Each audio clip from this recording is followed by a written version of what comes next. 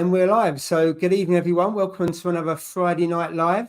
We have Steve that way, as usual, and we have the Viking Reefing. So welcome to you both, and a special guest. And I was really keen to get our friend from Sweden on, because I know he's got a new tank just over his right shoulder that I've seen on Instagram. And we'll come back to that. It's a bit confusing, isn't it? Left and right. We'll come back to that in a little bit. But first of all, how you doing, Steve? You good? Yeah, all good, mate. Yeah, all good. Not much drama in my tank, to be fair, this week, so which is a good thing. It's always a good thing when there's no drama in a tank in a reef aquarium. Week by week, I'm always thinking, is something going to happen? Is something going to happen? Because I've been going through that little phase where things have been happening. You know what I mean? So, it's I'm pleased to report that this week it's been good. So yeah, touch wood, it stays like that. But yeah, I'm just in the process of thinking out about adding some more fish, but it's a bit controversial of what I'm going to add. But you know me, mate, I'm always controversial. But yeah, I don't know yet, so I'm not going to say what I'm going to do, but it's in my head that I'm going to do it.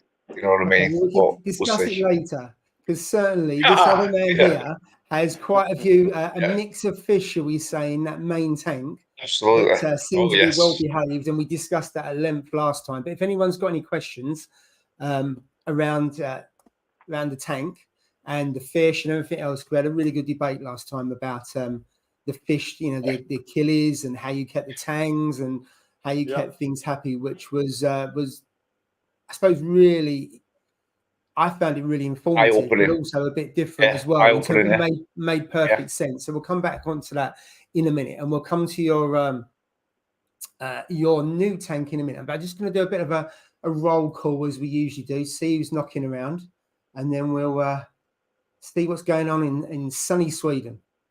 So right, let's have a look. So hi Tony, looking forward to it as well. Hi Johnny boy, how you doing? Got Cotty's Reef, so good evening to you. Techers is in the house as always, so good evening to you. Skids, good evening. Howard, good evening to you. Howard, I responded to your message around corals, so I think it's your turn to come back to me, but I'll leave that with you. Mickey boy, good evening to you. I hope the fish tank world is good and you're really busy. Drippy Reef, how the Viking. So, he's more excited than usual, and he doesn't take much to get excited. So I'm sure he's still watching and hasn't popped off to the pub, which sometimes he does, and comes back later and pretends he's been on the live stream all night. Right, UKM 120, good evening to you. Right, let's go. Who we got? We've got Marek of the P, good evening to you. Russell Brooks, yo, at last, not working away. So actually have a chance to watch for a long time. Excellent. Good to see you. Paul Davenport, my little lagoon. Good evening to you. Reef 216 in the house. And good evening to you, Haley. Tony Brook. Hi, Tony. I saw the pictures of your tank that you sent to Steve. Looks fantastic. Looking forward to seeing that grow out when you put some corals in. Copper band, Steve. Will it be a copper band? I've seen quite a bit of videos and other stuff last week about copper bands and doing so well and stuff like that. I think we'll come on to that because Thomas, you've got a copper band, haven't you? Who, me? Yeah, sorry, yes. It's actually Michael, but no worries. Sorry, Michael. I think Tom. Sorry, Michael. I might look like a Thomas. Hence the awkward silence. I didn't really realize that question was. I'm not surprised you didn't respond. Yes, I do have a copper band, and I've had a few of them over the decades. Okay, how long's the latest one been in your tank? I want to say about 5 years. Wow. That's good. That's a long time. Let me just go through the rest of the names that are on here, and then Michael, get it right that time. We'll come back and talk about your copper bands. I think, you know, having one for 5 years is probably one of the longest times I've heard of. I'm sure there's people who've had it longest, but there's not many that keep them that long. So we've got Chris. Hi, Chris. We've got Rich Matty in late, but I made it. So good evening to you. Scotty boy, hopefully you're with us for the evening. So hiya, Scott. Right, that's the end of it from that perspective. So Michael, just tell us about your copper band, how you keep it going. So I know a lot of people, they tend to feed still, but they just go very, very thin, don't they? From what I've seen happens to a lot of people, and obviously then they pass away. But so how do you keep your one, I suppose, nice and fat? Well, I'd probably say that it's mostly down to feeding frequency. I can tell from my copper band if I haven't been feeding enough, because it does get thin from time to time, and then I'm like, oh shit, I have to up my feedings for a while. Since if you think about how a copper band acts in the wild, they're benthic feeders, so they're constantly picking up stuff throughout their tank, throughout the reef, and that's really the way they should be fed. So either you have a huge tank with a lot of like pods and microfauna for them to graze on, or you really need to make sure that you're feeding them multiple times a day if you want to be a successful one. Yeah. And most of them will only eat stuff, I mean, frozen foods. I've never seen a copper band go for pellets. So it's difficult if you don't have a very big tank, because you probably won't be able to feed that guy frozen several times a day. What you can do in that case is get like a big clam or something and you plonk that in, not like a tridacna clam, just something from the grocery market. And just plonk that in, open it up like an oyster or a clam, and let it graze on it throughout the day. That's one option. But I work from home a couple of days a week at least, so at least 4 out of the 7 days a week, my guy gets fed frozen foods multiple times a day. And I mean, yeah, that's the biggest thing that I've heard, is that they need multiple feeding.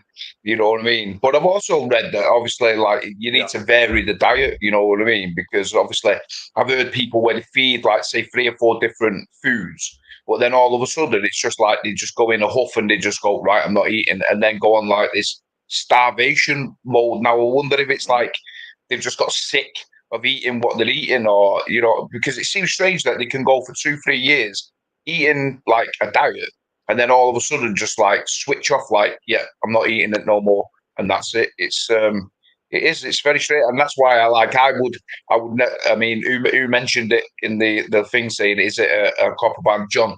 It's not a copper band, and that is the reason why, because it's just, I ate anything down in my tank. So for me, knowing that I wouldn't be able to like feed it multiple times a day because of work, it's just not fair on the fish itself. You know what I mean? So that's the reason why I wouldn't do it. Well, wouldn't get one, to be honest. I think that it might actually be environmental factors that makes them just stop eating, like stress or something. Switch. For example, my Regal Angels stopped eating for about a week or something a year back. That was just when the Achilles tang was starting to get big and it's kind of boisterous there for a while. So just got stressed basically and stopped eating. I would attribute most of those instances to environmental factors when they just stop eating. My copper band is on a 90% mysis diet, I'd say, with some clams and mantic mixed in. But mysis is it's a staple. So do you have loads of pods and other other critters like that, so it can just peck away? Yeah, since I have a very big tank, it's 1,000 liters, and I have a 450 liters sump with both a cryptic zone, with live rock and stuff, and a refugium, so that really does produce hell of a lot of pods. Yeah. And is there much competition for those pods? Because I know certainly if you've got quite a few wrasse in the tank, then they're pecking away. But you usually find that, you know, clownfish, or I don't think tangs so much, do they peck away at, no, not really, at pods as much, but I find wrasse do. Yeah. So The wrasse are definitely picking up the pods, but I figured that the copper band can reach places where the wrasses can't. So that long snout. Yeah. Yeah. Yeah. That's a valid point. That, to be fair. Mm. Yeah. So just a quick question around they're the size. pain in the ass to take care of, really. So you have to be prepared to for the long haul if you want to keep them. Yeah, I must admit, I wouldn't have a copper band for the simple reason. Even when I had a 5-foot tank, which was 450 liters, which is a decent size, but arguably whether that's big enough or not. And I had a few wrasse as well, so it was bad enough with a mandarin, because the mandarin and the wrasse kind of eat the same foods and pecking all day. And I used to target feed, and I had the wrasse for a good 4 years. Sorry, the mandarin for a good 4 years, and that was hard work. But a copper band for me would just be too much, and I probably wouldn't be able to look after it. In all fairness, not for the period of time that I think a fish should. Fish should live in our tanks for 9-10 years, should they? If you're getting them from a juvenile, there's no reason why they shouldn't hit double figures. I think anyway, because it should be capable of doing that if you create the right environment. Although things like wrasse and that can be a bit more tricky at times, because they again just stop eating, don't they? And they can disappear into the sand, and they get quite. I think they get spooked quite often, wrasse, and then they'll disappear, especially if there's any kind of aggression at all. So they're quite. I think they're more sensitive fish than people say. I think from wrasse, but nothing compared to probably to a copper band from what I've seen anyway. But I have no idea. I have no idea. I've never actually kept a bunch of wrasse before. I've started adding stuff to wrasses to my tank now. I'm a real newbie when it comes to wrasses, but I do have a Melanaris, a standard leopard wrasse, a couple of those yellow chorus wrasses, and a 6-line wrasse in this tank. I think those are all the wrasses, but I do have some a Labooty wrasse and a black leopard wrasse in quarantine at the moment. That'll be going in a couple of weeks. So going from no wrasses to going to 5 or 6, that's a bit of an increase, that, isn't it? From going from none. I have a big tank, fair play, mate. Fair play. Absolutely. Fair play to you, mate. I love wrasses, but because I'm not.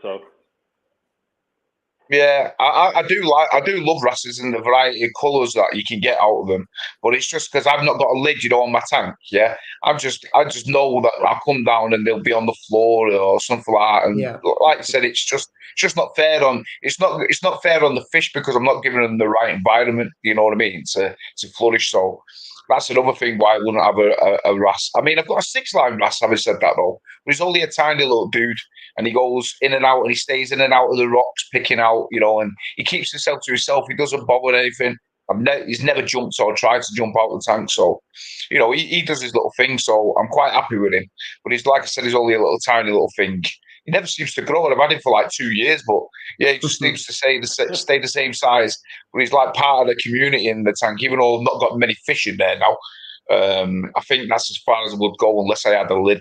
You know what I mean? But if I had a lid, I would definitely get like a coral, a chorus wrasse, the yellow ones and stuff like that. I think they just look brilliant. They look fantastic. Bit of colour to the aquarium as well. So I think my favourite are the peacock wrasse. So I had in the bigger tank 4 peacock wrasse. Yeah. I had silver belly, and they was all right. And I had a Richmond wrasse as well. And then I put a pink belly in, and it started getting aggressive, and they all just disappeared. So I had to take the pink belly out, because there was just a balance there, and they all got okay. And there was just one that was more aggressive than the others, absolutely, and they just wouldn't come out. And I know if the wrasse don't come out for a period of time, you've just got no chance with them. So I had to get it out, and it worked fine. So he went into another tank, tried to bully, but he was in a tank then with quite aggressive fish, with damsels and clowns, and actually Bengal cardinals, and he started on them, and they just put him in his place. So it's interesting, the hierarchy that went into another tank where all of them just stand their ground, and he didn't stand a chance in, and he was down at the bottom of the pecking order. So having that balance of fish is quite good. I suppose if you put in more wrasse in, that's even more competition for the copper band potentially, isn't it? From a pods perspective, not from from a clam, but certainly from a pods and critters. And I I'll need to keep an eye on that so it doesn't really go awry for me. Yeah. I can see that my copper band has lost some weight during the summer since I've been away for a couple of weeks and haven't been feeding as frequently. So now I'm in a power feeding mode to get him get some feedback on those bones. So the fish are going to love that then. Yeah. Yeah. Do you find that he holds his own during feeding time? Because I know you've got quite a few wrasse and you've got angels as well. So there's quite a lot of competition for food. If you saw the yesterday's video I uploaded on Instagram, he was almost jumping out of the water at the noises when I was feeding. So yeah, it's a pretty boisterous fish for copperband. Which is what you want, isn't it? The other varieties of fish that you've got.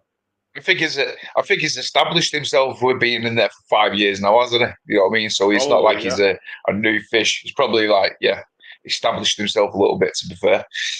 Yeah. Fantastic. Good. Nothing really messes with him. I think the Regal Angel chases him off every now and again, but nothing major.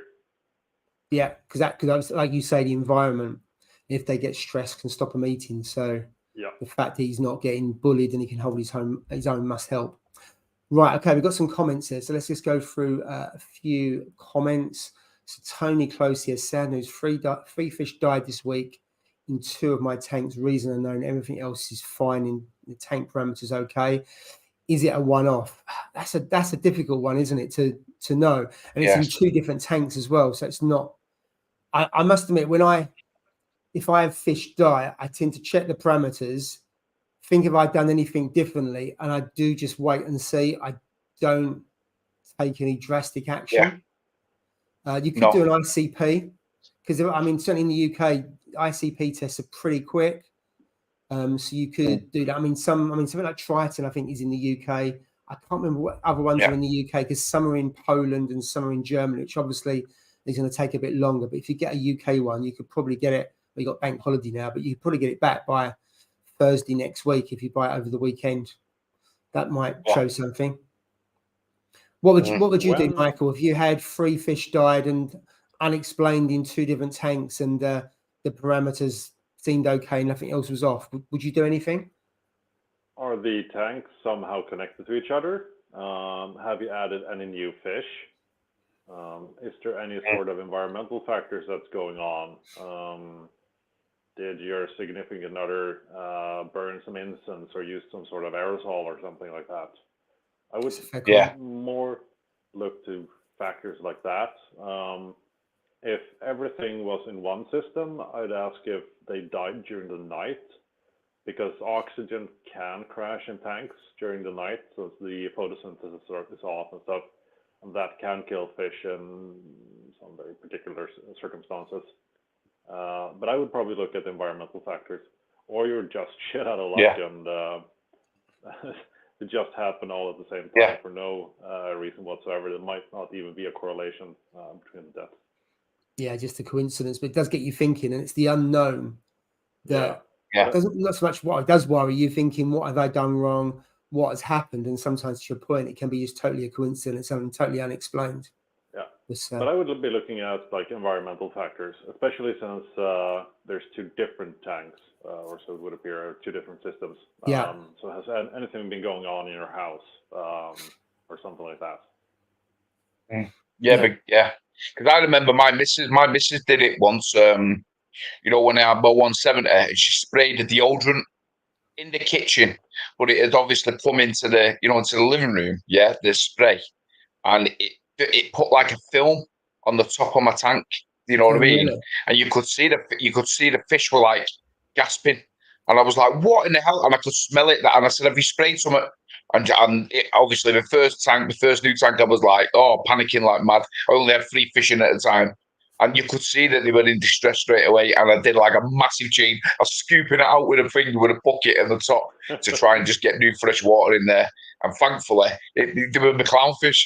Thankfully, they survived. But I mean, anything like that, like you said, or even, those sprays, those smelly sprays that you can get, what you plug in and stuff like that. Those things people don't think. They just think, it's not that you don't think, it's just that you just take it for granted. Let's plug this plug-in smeller.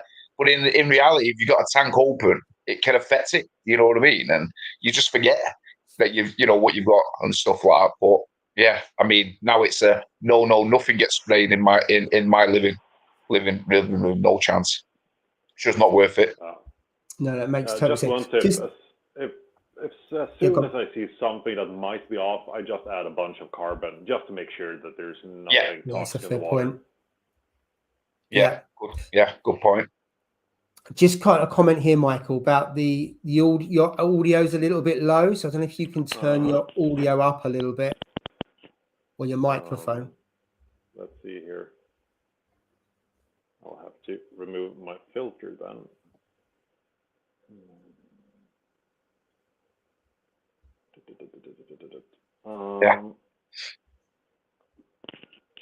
I mean, we can still hear you. It's just slightly lower than me and Steve. All right. Is it better now? Yeah, that's it. That's better. That's better. Okay, so it wasn't close enough to my mouth, apparently. I'll have to hold it like this. Hold it closer. Absolutely. So just got a question here from Mickey Boy. What size is your tank? Because obviously you've got, over your left shoulder, you've got the big tank.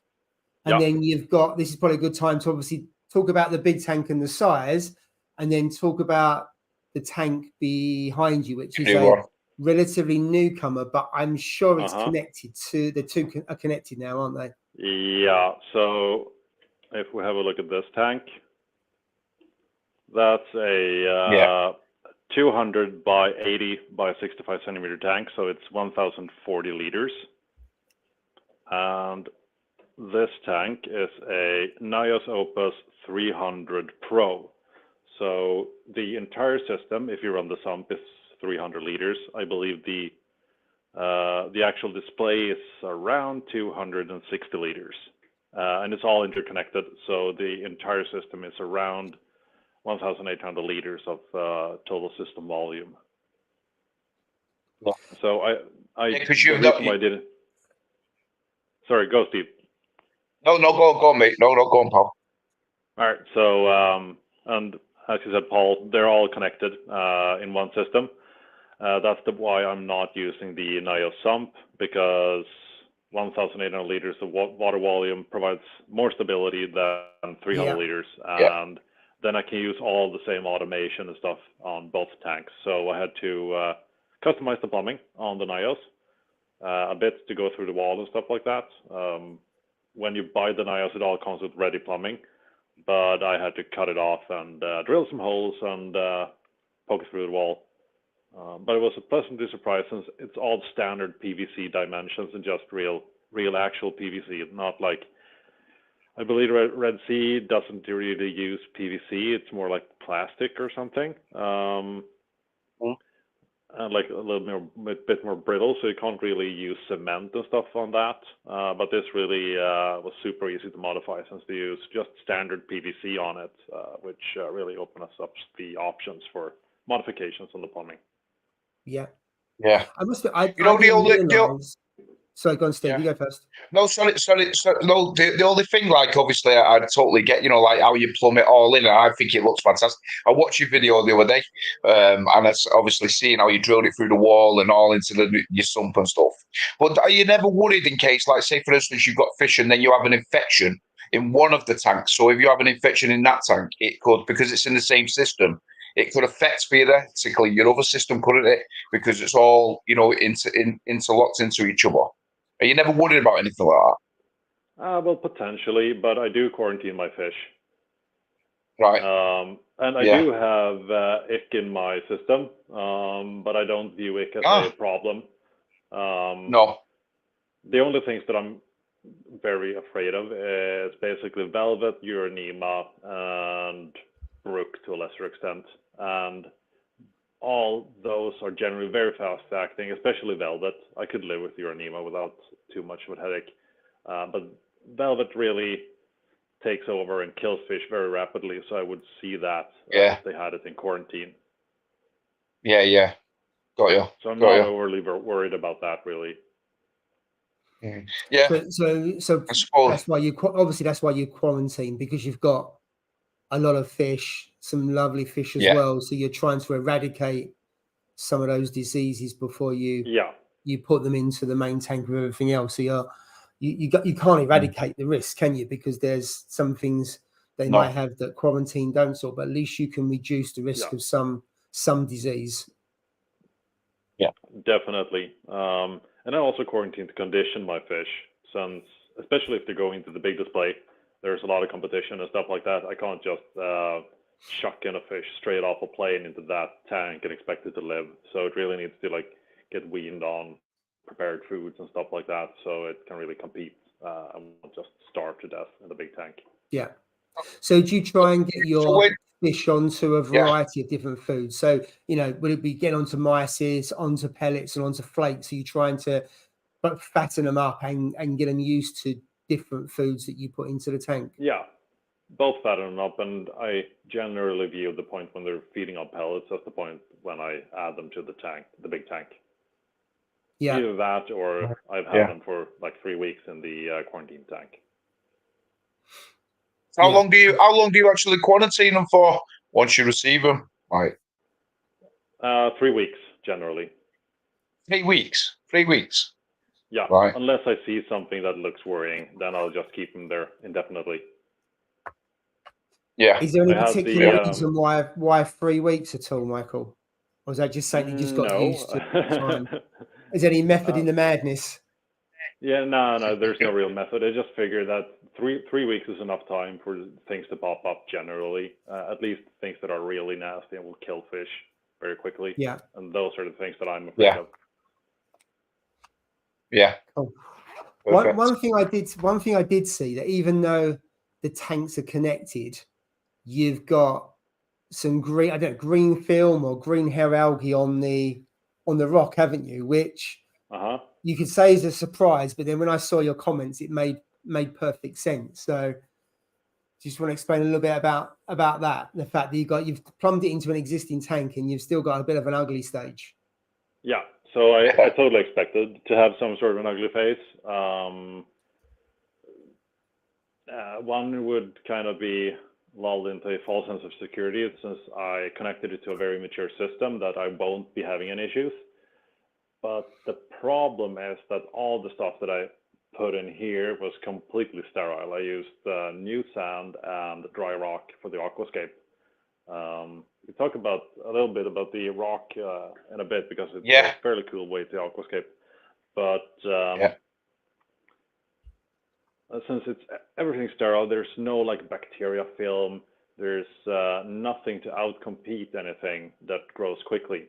And what the quickest growers, photosynthetic organisms like algae, those are the things that will take root first. And since there's no competition whatsoever, they will also take over. But in time, bacteria and like coralline and stuff like that will be outcompeting them. So it's probably going to look kind of shitty for say a month or two. Then I'll get on top of it. I'll also be adding more herbivores to this tank.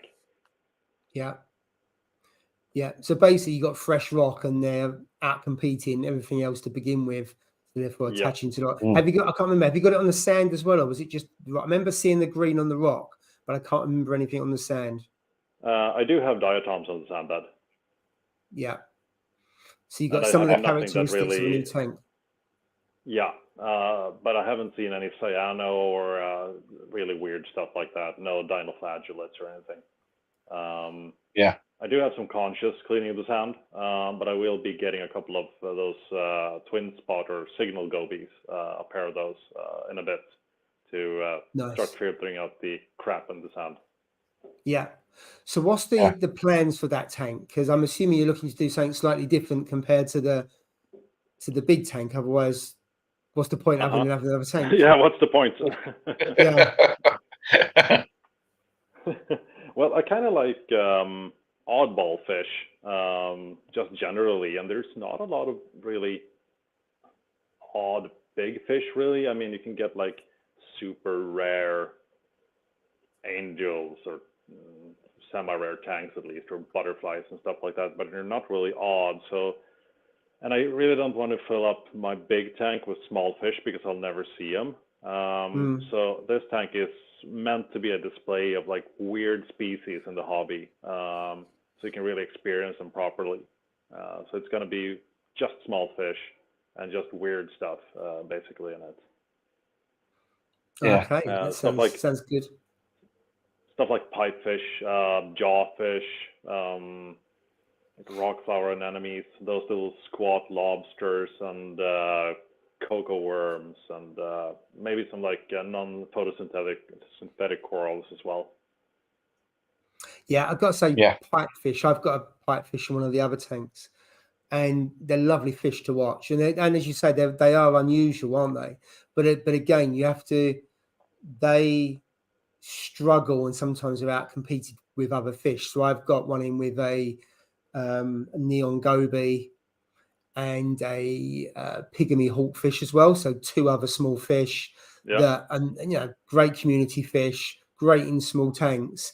And so the pipefish gets its fair share of food and hasn't got to be out competing. I mean, I've put a pair of clowns in as well, but because there's enough food in there, the pipefish is great. And the pipefish is on frozen as well. I've got really good AFS who gets things like pipefish and mandarins and other onto frozen, which makes such a big difference, because if it's only 170 litres, trying to keep them going on just pods, it's just not going to work. So it takes frozen. I'm not sure it's actually taking any pellets. I don't think it has. So I just got to make sure I feed it frozen. But I mean, in terms of pipefish, there's quite a few varieties, and the colours of them are fantastic as well, and they're lovely to watch. That's a good choice of fish, I would say, on that one. Yeah, it's gonna be fun. I do have a dragonface pipefish in my big tank, or I think I do. I basically never see it. You never see it, as you say. It's the downside, isn't it? Yeah. Yeah, since it's always like crawling around in some sort of crevice or something in the rock, so it's like kind of a useless fish to have it in there. I might try and catch it if I can. If you can see it, yeah. Put it in this tank. Yeah. Yeah, because I thought I was a bit concerned that the pipefish. I've got a floating aquascape in the middle of the aquascape is hollow, and I was a little bit concerned about fish going in there and never seeing them. But to be fair, even though I've only got 5 fish in the tank, it's 170 litres, but I just wanted a little bit different in there. It's out swimming all the time, the pipefish, so I'm really pleased that it's not one it's a recluse, so it's out all the time. But I suppose it doesn't feel threatened, therefore it's out all the time. But yeah, good choice. What kind of pipefish is it? Oh, I think it's, I have to tell you, blue. I have to look it up. I can't remember. It's one of those small blue and yellow ones. It's a banded one, so it's blue and orange, I think, in terms of banded. But I can't remember the exact. Very like long rostrum. Yes, it does have a long. Yeah, it does, and I think it's a goldy color. I'll look it up and I'll message you on it. I'll send a picture to you. But I've had it for, I don't know if I had it now. The tank's been running for nearly 3 years, so I've had it probably for about 2.5 years. And touch wood, it's fine. It's just lovely to watch because it's so different, isn't it? You don't see that many people have pipefish. I mean, people obviously do, but they're not a common fish. And I think they're better suited to smaller tanks, like you say. If I'd had that in the 5-foot tank, I probably wouldn't have seen it that much. So in which case, it's a waste of a fish, isn't it? Yeah, definitely. Oh, and one fish I've been wanting to keep for like 15 years, and I might actually pull the trigger for this tank because I would be able to showcase it properly. Is a candy basslet. Those really deep water basslets. You can Google it. They're freaking stunning. Right, let me find that. It's probably going to be a bitch to find though, but I have a good LFS that works hard to find me the stuff that I want. Right, I'm just going to find it and then put it on the screen. Is that the one you're? Yes, if I can make that bigger. That might be a little bit. It's a little bit bigger. Yeah, lovely fish. I'd go probably for the first one to the left. That's more representative of the actual colors that they've got. Well, that one, the top left. Yeah. Yeah. Just seeing one of the other pictures. I mean, in America, quite often a fish in America are a lot more expensive than in Europe, but it said $1,000 for one of those. But Yeah. as I say, I've seen some fish in America that $700-800, and whilst we think fish are expensive in the UK, and they are, some of them are just nowhere near that kind of level. So have you looked into how much that fish would be? Last time I saw one, I've never seen one for sale here in Sweden, but I looked it up with a retailer like 5 or 6 years ago, and I believe, well, around $1,000 sounds about right. Wow. That's I mean, you know one fish that which I was intrigued at, which you got in yours in your small one, was those orange spotted filefish pair. I think they just look absolutely fantastic. And honest to God, when I seen them on your Instagram post, I was like, "What in the hell?" I've never. You usually resort the filefish to the ones that just go around, the ugly looking ones. Grey and brown, you see them, don't you? Yeah, brown and just like look like death, don't they? They just don't look very nice, do they? You know what I mean? Whereas these ones, I was just like, I was like, oh my God, they just look absolutely stunning, And then I was thinking, would they go with my corals, or do they eat corals, or because I've never really looked into things, like that, and like any particular, do they go for clams because they have clams? Do they go for LPS? Well, then obviously you've got torches in yours, so you're not going to put them in if they eat on torches and stuff. So yeah, they just look absolutely fantastic. Those orange spotted filefish. Yeah, their main diet consists of slime from acroporas in the wild. So yes, they do graze on corals, but I wouldn't hesitate to put them in a coral tank either, since they won't really kill anything. They mostly just pick on it. I mean, they don't even have jaws, basically. Their mouth is formed like a straw, so they can't really like chomp down on anything. But what did you say? The acropora, did you say? Or they chew on it? They eat mucus from the acropora. It's no good for you, Steve. Oh, mate, you've upset me now. I can't get them. Yeah, that's them. Yeah. Because I had one of these for a short period. I had one of these for a short period of time. I bought some. There was a tank breakdown, and there was a couple of fish I wanted, and this came with it. But then when I researched, they're quite hard to keep, aren't they? And I knew they also have a bit of a taste for SPS, like you say. So I must admit, I sold it on after about 3 weeks. I got rid of it. But in the 3 weeks I had it, I just thought, what a stunning fish. But I think to your point, if it's quite a picky eater and it does actually like SPS as its diet, I can see why they're short-living aquariums if you haven't got SPS. And I don't know what other foods they take. It was kind of funny when I first showed them off on Instagram. I received so much freaking flack from people. Like, oh, what the hell are you doing? You're so irresponsible for keeping these things. They'll be dead in a week. Yada, yada, yada. You know what? Just because you can't doesn't mean that I can't do it. Absolutely. But the thing is, they are super difficult. I mean, the hobby, in regards to difficult fish, the hobby has got it wrong. There are no difficult fish. They just have specific requirements to thrive. And I actually didn't even plan on getting these things. My LFS got a trio of them by mistake in a delivery, and he called me and was like, I got these 3 orange spotted filefish. I can't take care of them. Do you want them? I was like, well, not really, but I can try and save them. So it was they're a bitch to keep initially. I had to initially get them feeding on like frags and stuff, or mucus from the frags. What I then did was that I like mashed up mastic on coral skeletons, and they begrudgingly started feeding on that after a while. And then I started like mixing in stuff like pellets and flakes into the mastic, so developed a taste for that. And eventually they cracked and started feeding on pellets, and now their entire diet consists of pellets, and they're gaining weight. So, but I also have a very big SPS tank, so my plan was if I couldn't get them feeding, I'll just chuck them in there and then they can just go on and graze at stuff to their heart's content. So I wouldn't recommend true. the fish to anyone just because they think that they'll be able to convert them to prepared foods, and that's like, and they have no plan B. So if you get these fish, make sure to have a plan B. Else you're just irresponsible, basically. Yeah. I think also because you've got a lot of SPS, you could frag your big tank on a regular basis and put that into the smaller tank for them to feed on, but it's not ideal, I suppose, is it? Yeah, I'd rather just chuck them in the big tank and let them have at it. Yeah, absolutely. But one of the things I was talking to someone the other day, there are loads of videos and lots of advice online, good, bad, and indifferent, about corals. Whether it be flow, lighting, and everything else.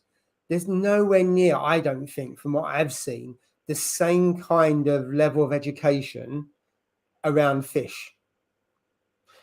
About fish, the environment, what fish to keep, and to your point around those particular fish, how to, or maybe I just haven't seen it or I haven't looked. But my perception is there is not as much out there about fish as there is coral. Would you agree? Yeah, Michael? I would agree to an extent, but I think there's a reason for it as well. For example, like how many families of corals do we actually keep in the hobby? 10, 20? Like acros, we got micromusas, lobophilias, torches, fimbriphilias, and stuff like that. Compare that to the amount of fish that's available into the hobby. So it's very easy to make sweeping statements around like acroporus. Here's the care for acros, whereas almost every specific fish has individual needs, but most acros are more or less interchangeable in terms of care. Well, there are deep water acros and there are shallow water acros and stuff like that. So I think that's the reason why it just has worse coverage, because there are just so many more fish to cover, basically. Yeah. But even, I suppose, in groups of fish, you hear quite a bit about clownfish, because obviously a lot of people and there's more out there about tangs, I suppose, because they're more popular. But maybe it's just certain groups that you see information, and then ones like you said, filefish, because people don't have them in their aquarium. People haven't got the experience, therefore they're not going to make videos around them. And there's a good comment here from Mickey Boy around they're hard to keep an SPS tank because people don't run their trace good enough to make the SPS slime. So that's a fair point. Interesting. Again, it's environment, isn't it?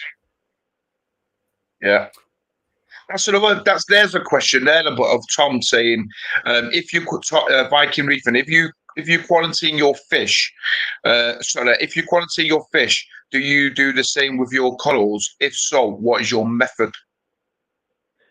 I haven't quarantined corals in the past. I've had most pests in the hobby, and they've all been very easy to deal with, acro-eating flatworms included. But I now have a situation where there's a new strain of acro-eating flatworms, which, shockingly enough, is called new acro-eating flatworms, which I now have in my big tank. That is a hell of a lot more destructive than the standard acro-eating flatworms. Really? Hence all the new wrasses. Oh, I see. So they're great. They're great prevention, aren't they? Because they love a flatworm. Yeah, they love a pest. They love a pest. So this is actually the first coral pest that I've ever dealt with that is difficult to deal with, basically. I think I've lost 5 or 6 large colonies, fist-sized colonies for these fuckers. Wow. So henceforth, I will be starting a coral quarantine, especially for SPS, because, I mean, there's not a lot of pests on LPS, and they're easy to deal with. No. So, yes, and what I will do, since I do automatic water changes, so what I will be doing is that I'll have I change out 10 liters daily. So what I will do is that I will have the output of my GHL maxidoser just dump all the water into the coral quarantine, which will then overflow into my fish quarantine, which will then overflow into my sink. So that should alleviate most of the need to add trace elements and stuff like that as well, and nutrients. So it should be fairly easy, and then it's super easy to dip the stuff for a couple of weeks, like every 4 days or something. Yeah. So how you because dealing what about So go on, yeah. Steve, go on. No, because one of our friends in the stream here, Scott, he had like an incredible SPS tank, really one of the very best I've ever seen. Yeah, I mean, I didn't know him obviously at the time, and then got to know him, and then I went to his house and I seen it. It was just absolutely incredible. It was a beautiful tank, and then he got a coddle which had acropora eating flatworm on, obviously. Got it from a guy who, he's got coddles from before, no problems whatsoever, and it just had this specific coddle, just had them on, and it's the one time, isn't it? Where you go, oh yeah, I'll dip it, but I won't dip it, or I'll dip it, won't dip it for that long, or I won't get the toothbrush on and scrub it, like I do and stuff, yeah. And it was, and it eventually it wiped out 85-90% of his tank, and he had to take out the colonies, dip them, put them back in, dip them, put them back in every 2 days or something it was, or whatever. He went through an absolute nightmare, but in the end, he had to he shut his tank down because he just lost that much coral. In the end, it was just like deflating, for him, and it was just so heartbreaking to see a reef go from beautiful reef to just all white, just dying, everything all dead, and it was just such a shame, you know what I mean? And like you said, if you've got the space and stuff like that, we could quarantine. If you've got, you quarantine your fish, you might as well quarantine your coral if you can do it. You know what I mean? A lot of people can't do that because they've not got space. You know what I mean, and stuff like that. But yeah, like he said, if he had space, I'm sure he would have done it. You know what I mean? It was just one of those things. But that one of those things cost him a hell of a lot of money because it wiped out his whole tank. And it's just such a shame. But yeah, it's an hard one. I do have space. I was just overconfident. Yeah. Yeah. Sure, you're right. Yeah. So how are you treating, other than putting RAS in, which I suppose is that natural long term, what are you doing on a day-to-day basis or weekly basis to try and diminish, or try and minimize how much they're destroying?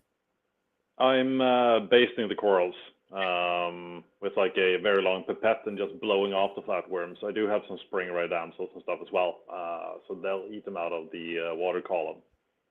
So as long as I keep on top of that, the damage won't be too bad, and I'm hopeful that the wrasses will be able to eliminate them over time. There is a treatment that I haven't seen it done anywhere else than here in Sweden. You can add fenbendazole to the tank. It's a dewormer for like dogs. Right. Jeez. For the whole tank. Oh, mate. Oh, God. That's crazy. Wow. I know that people in the States use it for like clove polyps and stuff like that. And what are those other things called? Never mind. But they use it for clove polyps if they've got to like an infestation of them, and they'll wipe them out. I do have fenbendazole here at home, and most people have a good experience with it. But I do have a couple of buddies who have had tank crashes when they've used it, so I'll be holding off on that for a bit. And the problem is that it hasn't just killed like acroporas; it's basically killed everything in the tank, so except the fish. Really? So I'm kind of reluctant to go down that route.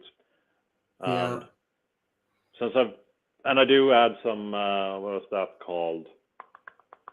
Flatworm stop from KC as well. Might be snake oil, or it might do something. I'm not sure. Yeah, KZ. That's a difficult one, isn't it? Because KZ have been around for years. The blue bottles, haven't they?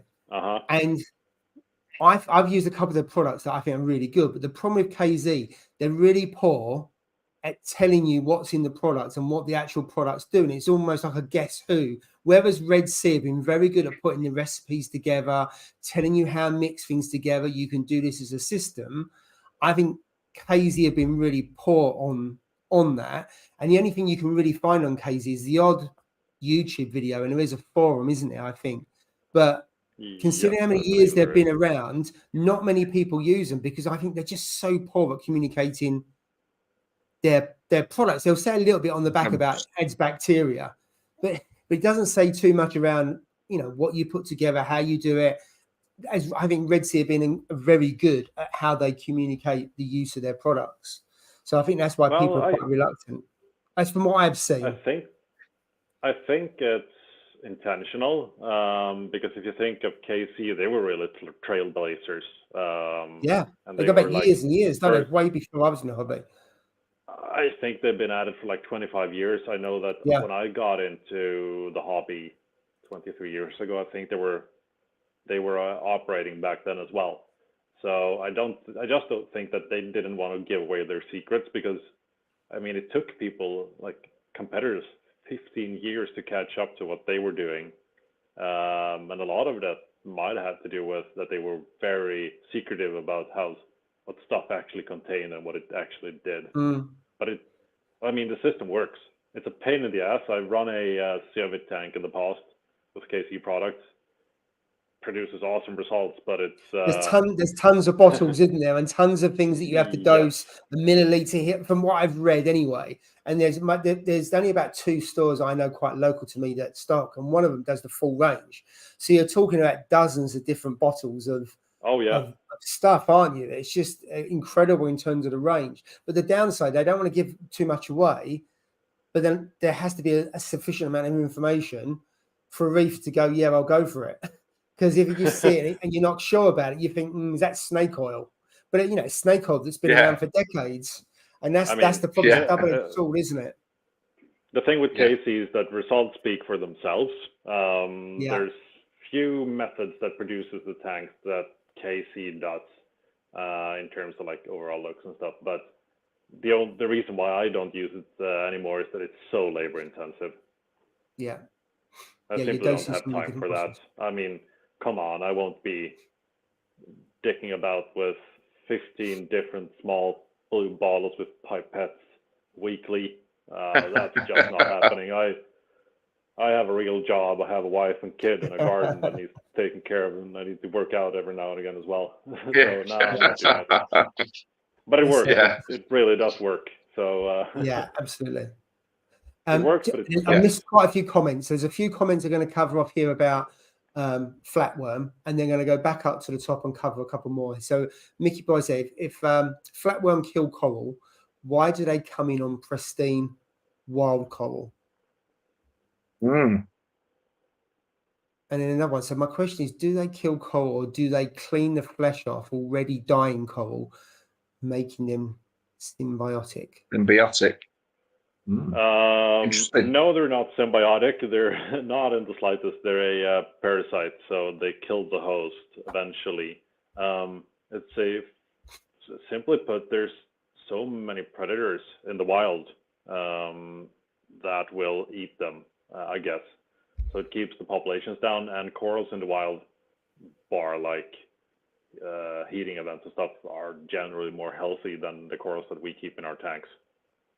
So they can handle it better. But I think it's a combination with healthier corals that will grow faster and can regenerate faster, and more predators. I'm willing to bet that there's tons of predators for these things that we don't even know about yet. There's that balance, isn't there? You've probably got fields upon fields of SPS.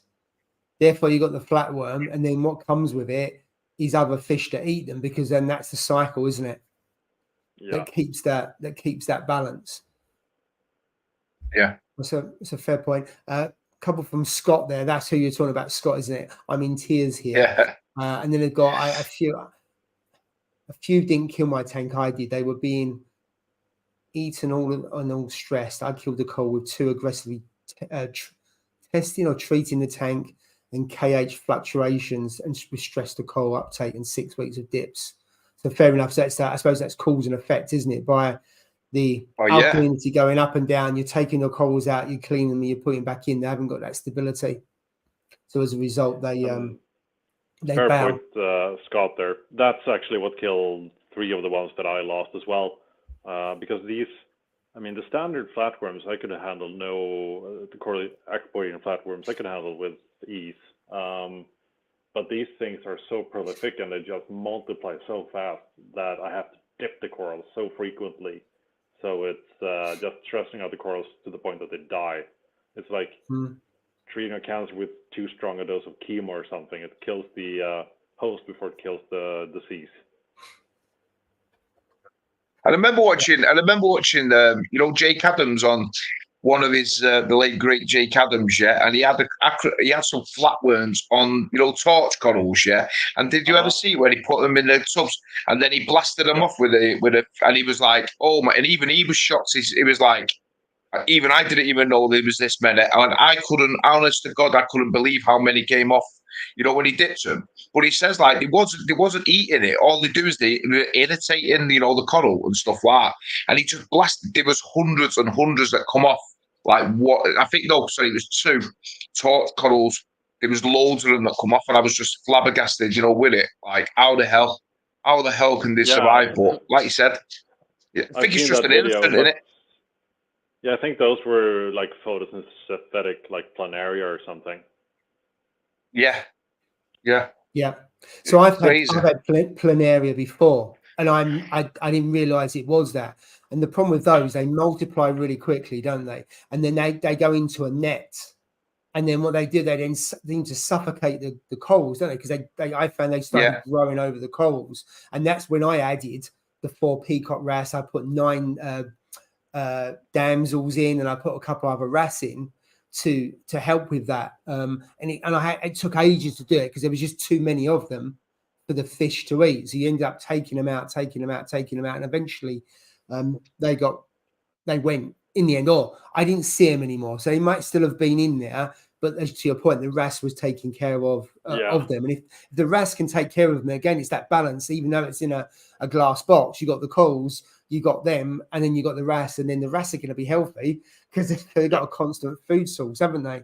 So even on that, it's bad. But if you've just got a small number, it's actually good for the fish because they've got a plentiful supply of food. It's just something that you don't really want them to have, do you? Really, you'd rather not have it. But if there's small quantities and you don't notice, then you kind of live with it. And I think there was, I don't know if it was Jake Adams or some other people were saying that they know they've got flatworm in there. I think it was BRS TV in one of their, I think it was the 160 or the big tanks. They know they had flatworm in their tank and haven't been able to get rid of it. But because of the number of wrasse they got in there, the tank is okay, and they've seen the odd little bit of damage to an SPS, but it's just something they've come to live with because they just can't eradicate from it. So they live with it through having the wrasse. Yeah.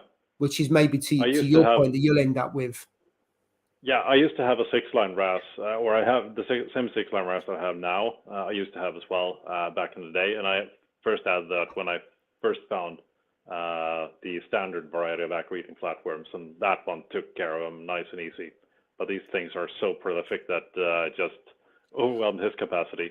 Oh, yeah, I just remembered, I do have some in-flight entertainment here. I was going to feed the tank, and it's just starting to get late, so I'll just go find some, get the frozen food. And you go and get the frozen food. I'm going to go through some comments, and then when you start feeding, I'll put it on solo so we can see. Right, so where are we? Miles behind on the comments. So yeah, wrasse are great all round for the aquarium. Absolutely. I think this is for you, Tony. Send an ICP Reefs Elements guaranteed next day on Tuesday. Should have the results Wednesday. Absolutely. Pick one up from LFS over the weekend. Cottage Reef. I literally kicked a can of deodorant out of my daughter's hand as she was about to spray it. Fair play that. Mickey boy, you noticed? Yeah, I've still got the old headphones there, but I've gone wireless through public demand. Actually, I was interviewing someone earlier this week for a later video. Right, I'll stop there. I'll come back to that in a minute. And we'll go solo. There we go. I haven't turned off the flow now since I'm on my phone and I can't reach Mobius without the phone. But here we go. Right. Wow. So how many all cubes? Fish. How many cubes have you put in there, Michael? 7, I believe. 7. Doesn't look like 7, does it? That's because the tank's so big. Yeah. Oh God, yeah. I tell you what, those amphias don't look last long, big. does it? Yeah, yeah, they do, don't they? When you think how big the tank is, because how long is the tank, Michael? 2 meters What's the long. length? So 2 meters. 2 meters. Yeah, those amphias look big, don't they? In a 2 meter tank. Yeah, they're huge. Bimaculatus amphias, they get really big. Yeah, they are big then. Wow. Lovely, aren't they? And there's the butterfly fish going around doing this thing. Yeah. Wow, 5 years, fair play. Absolutely right. Let's go back to some of the comments. Where was I? Right, so that's that one. Yeah, that's the one. Yeah, that's what I was going to say there. Yeah.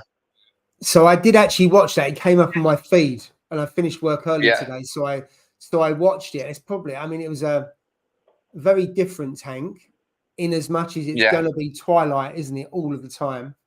And I think he mentioned 3 fish, didn't he, in there? But what I liked about how they've positioned the videos, it talked about oxygen exchange and the terms they use. We all know that they're using different terms, and it's quite interesting how BRS, through their videos, drive the language that people use, and quite often what people do in the hobby. And I must admit, I didn't realize that the first 52 weeks of reefing, I remember watching that when it first came out the first time, and I didn't realize that was eight years ago, because I hadn't been in the hobby long.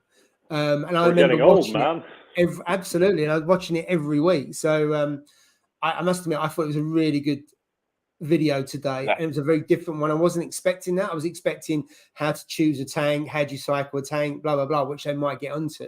But to actually start with, this is a predator tank, and these are the things to consider, was very different. So I thought it was really good. I don't know did you see it, Steve or Michael? Yeah, I've seen it, mate. Yeah. No, I mean, I didn't know what I was going to expect, to be fair, because I seen the first one and then it was like to explain it, and then the second one coming, it was like a twilight predator tank, and I'm like, right, is this going to be? First thing was, is this going to be interesting? You know what I mean? That was my first thought. But then when he explained and stuff like you just said, and stuff like then I was really getting into it. Then I was like, right, I could see myself watching this. But like I was like you, I watched every one of the 52 weeks, the original ones, you know what I mean? And then I also watched all the ones, where they experimented with all the separate tanks and stuff like that, with light height and stuff like that. And I watched all of them, mate, especially like when I was, because obviously I've only been in the hobby 5 years, and that was the first thing I was watching, was them and stuff like that. And that was but it will be interesting to see, like he was talking about more eels and stuff like that, and lionfish. It's not going to be putting dwarf lionfish in there, I don't think. Anyway, I think they'll be putting quite decent sized ones in there, won't they? But it will be interesting to see, mate. I'm looking forward to the next 50 weeks of it, anyway, for sure. Yeah, absolutely. What's your thoughts, Michael? I haven't seen it yet. I saw it pop up on like my feed when I was scrolling through YouTube on when I was waiting to pick up my kid today. But I'll probably watch it tomorrow or something during breakfast. But I love the stuff the BRS put out. I took a break from the hobby for a couple of years, and when I came back, they had just started with the 52 weeks of reefing, so that was an interesting entry back into the hobby. I think they do a lot for the hobby, and we should be very grateful for that. Absolutely. Sometimes you're looking and say, well, actually, is it a sales pitch? And some of the videos are a sales pitch, but hey, they sell products. So, but a lot of the stuff I think is really educational. And when they say, I like the one where they started up, I think it was the 15 different tanks, and they tried different rock, and they threw loads of pods in, and they've done all different things to actually show the different ways to start up a tank and the impact it had. So I think it was 15 tanks over 15 weeks or something like that. I thought that was was really unique and very different. And I learned a lot of that about throwing loads of pods in and different things. So that was just really interesting, really, from an experimental point of view, because you don't see people do that, and I can understand why. Because that's a big experiment. It's a big undertaking. Cost. Absolutely, and cost as well. For sure. You know what I mean? They must invest tens of thousands of pounds, but like in these experiments that they do, like when you think about it, the cost of it, that goes into it. Well, like you said, another good thing with them is they're not biased to one company.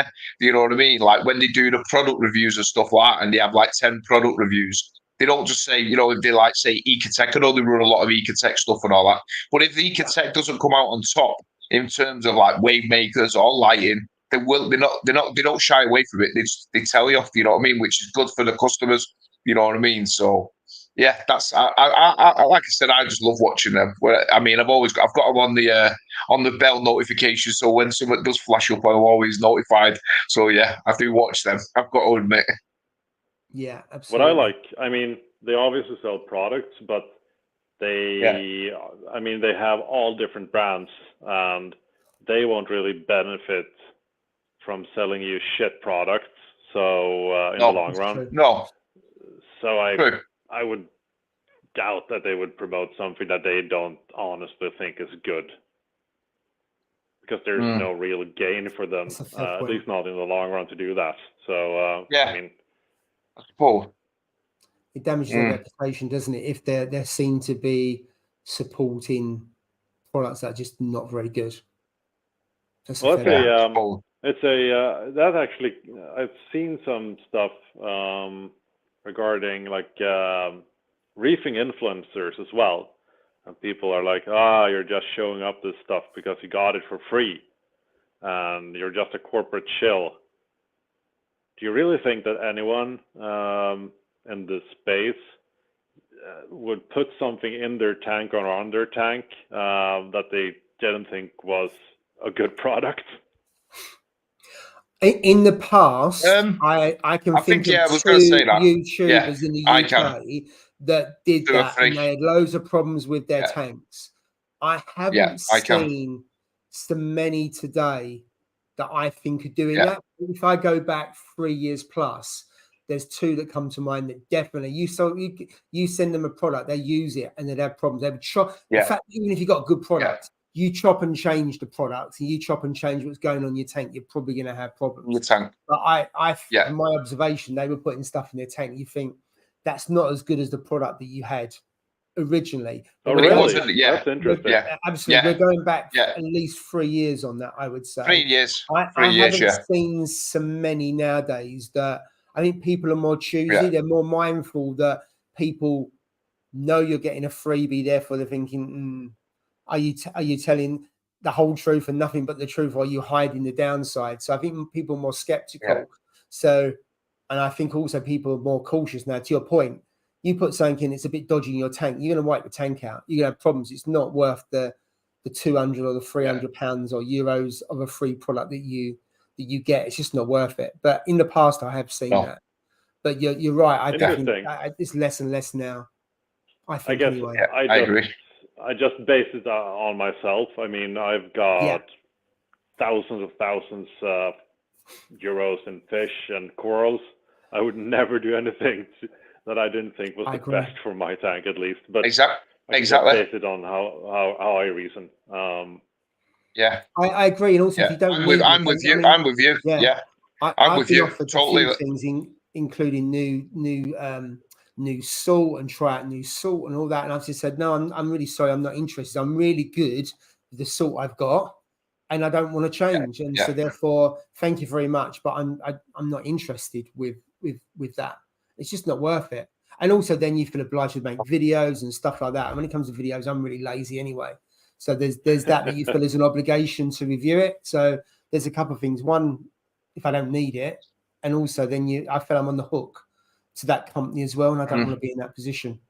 So that's just kind of my perspective. I love new gear and trying stuff out, but honestly, I get bombarded by weird stuff constantly. Like, could you try this? Could you try that? And I mostly just say no thanks, because I simply don't think that the stuff is better than what I've got. I mean, everything that I've got on my tanks is the very best thing I could find for that particular application. Yeah. And if it's a product, that you believe in, yes, say for instance, and you know, a product that works on your tank, even if there's a product that might be better quality in terms of manufacturing and or a different company, yeah, you still probably wouldn't change because it works on your system. You know what I mean? Yeah. Whereas, like Paul's elaborated to there, I can think of 3 people who did exactly the same. Yeah, swapped and changed things on the tank, went from a certain way of doing it to another way, and it just basically shut the tank down. It basically closed everything off. The corals wasn't happy. They died. Then the fish, and it's just like for what? Because you got it for free. It's just not worth it, you know, to do anything like that. I would never do anything like that ever. I'm happy. I've just got a small 350 litre tank, but it sustains itself. Never done a water change in it in 5 years. It does it itself, and the corals are thriving. So I would never change. You know what I mean? Even if somebody came and said, "Pete, put this on it, put that on it," no, I'm happy with where it's going until I shut it down, and that's it. You know what I mean? I'm really curious. You have to send me the names of these 3 guys in a private message later on.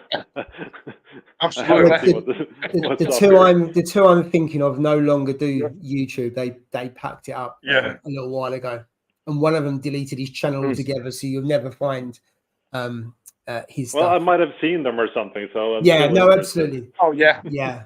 You probably would. You would have seen them. You would have seen them. Right. Yeah. Let's move on to some other comments. So, Johnny Boy, does your neon goby act like a cleaner wrasse? Because mine does. I'm not sure. I've never had a cleaner wrasse, so I'm not sure I can answer that. Other than does it clean other fish? Go on then. They're more stationary than a cleaner wrasse is. A cleaner wrasse will just zip around your tank constantly and cleaning the fish. The neon gobies, they more set up like a cleaning station, and they just stay put and let the fish come to them, which is a lot better if you have a small tank, because a wrasse will just stress out fish in a small tank. Stick with a neon goby in that case. Fair enough. Yeah.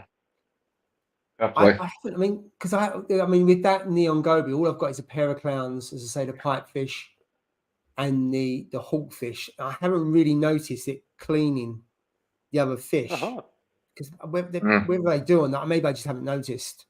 Not sure whether they're the type of fish that would like to be cleaned. I don't know, or whether all fish do. There might not be. I can't imagine the pipefish. That's not going to work, is it? Yeah. And the clownfish, I'm not too sure the clownfish they're too busy chasing one another, battering one another, let alone something else. They don't tolerate anything. Batter it. They're just too sloppy, aren't they? Absolutely. Yeah, so I don't think I've got the right fish to kind of to notice that, to be fair. Right, let's see what else we have got as we go along. There's a comment there about Sanjay Mike Paletta said, blow the flatworms off the coral so the fish can eat them, which is to your earlier point. Right, just going through. So question here, why don't LFS quarantine? It's too costly. Some do. Yeah, so the one I use, so if you're talking about wild colonies, so AAC, which is people familiar on the live stream that I use and people also use, they've got a standalone table that they only keep wild colonies in. So whilst I don't think Paul quarantines them, although I think they go into isolation and they just observe them, the wild colonies don't get mixed with any of the other systems, so they're in their own standalone system, because he's got a coral farm in another part of the shop, and he's got at least 2 different coral trays that have got frags, and they're all from the farm, but the wild colonies don't go anywhere near those. So you can argue, I don't think that's quarantine, but they're in isolation, I suppose, for observation before they then sold, and that's what he does with his wild. In terms of fish, and I've had this conversation before, trying quarantine fish, you can't eradicate everything. To your point, there's new strains of things. So certainly the fish I've had from him, he's kept them for 2 or 3 weeks. He's got them feeding. So whether that's more observation, to your point, Michael, so he's got them feeding. I think with wrasse, they do treat them because with wrasse, they can be quite delicate. So I don't think that's a full quarantine that he does, but there is certain treatments and things he does with with fish, and certainly the more delicate fish, or if he gets an order of expensive fish in, he will observe that for a period of time before he lets it go to one of the customers. It's debatable, you know, what you consider quarantine as well. And all these systems have copper in them anyway. That's why all the inverts and everything are on a different system, because obviously it would kill the inverts. But and these prices are pretty reasonable. If I look at, you know, there's some other shops around like Maidenhead that's around other places, and their fish are 20-30% more expensive than Paul. Yet I don't know if that other shops actually do what he does with the fish, and he always looks after the fish for me to make sure they're feeding. And if they want them on mices, he'll get them onto mices like the pipefish, for example. What about Steve? Do you know of any shops that do any kind of QT, whether it be fish or corals? Yeah, I know that out of the blue they do, but they do tend to hold their fish. I think, like, going on to your point, is like, I think it's more like monitoring them. But I know, like, in the back they do run ones with copper, some with copper and stuff like that. So yeah, I don't know how long they actually run them for. Like we said before, you know, 3 weeks and stuff like that. You know, I don't know. They could hold them for 3 weeks, but I do know that they do. They do have copper systems there, but they also run systems, you know, lower salinity as well. So they also run them, you know, like, I think it's like 1.017 or something like that. You know what I mean? I've never really gone into that, so I'm not 100% on, like, I don't know really 100% on what it does. Does it, like, can parasites not live on fish at 1.017 or what? I'm not 100% sure, do you know what I mean? But I do know they run the systems quite low on salinity, do you know what I mean? So, but yeah, other than that one, I don't know about any of the others, to be fair, but they're the only ones that I really use, really, to be honest. Kraken corals and out of the blue, so yeah. I'm not sure, but like Tom said, it could have something to do with money. You know, I'm assuming, you know, really in theory, companies like, they want to get them in, observe them a little bit, make sure they feed them, and then get them out, don't they? You know what I mean? So, you know, for sale. But I don't know, mate. I'm not 100% sure. I mean, honestly, I've discussed this with a number of retailers, and it's just impossible to do at scale. The effort is Herculean. The amount of real estate that you need is just unattainable for LFS. They don't really have high margins. And the thing is also that there can't be any cross-contamination. You can't use like a net or something that's been somewhere else. So it's super tricky to do at scale. And personally as well, I think copper is a horrible idea to use on any living thing. So I wouldn't want any fish that's been through copper. It causes metabolic damage to fish. So yeah, I wouldn't want a fish that's been quarantined with copper. Personally. So why do the LFS use that then? If, you know, if it damages the fish and the health of them, why would they do something like that? If that, you know, I think some use other things as well. It's not just copper. There's a range of different. Some species, as you say, some species they don't put in copper. They'll put in some. I don't know enough about it, but other kind of treatments, like you say, because copper can be really harsh to certain types. Michael. Well, I think copper, because I know some aquatic vets who specializes in this. So they've done a lot of tests and research, and they found that like most fish species that they've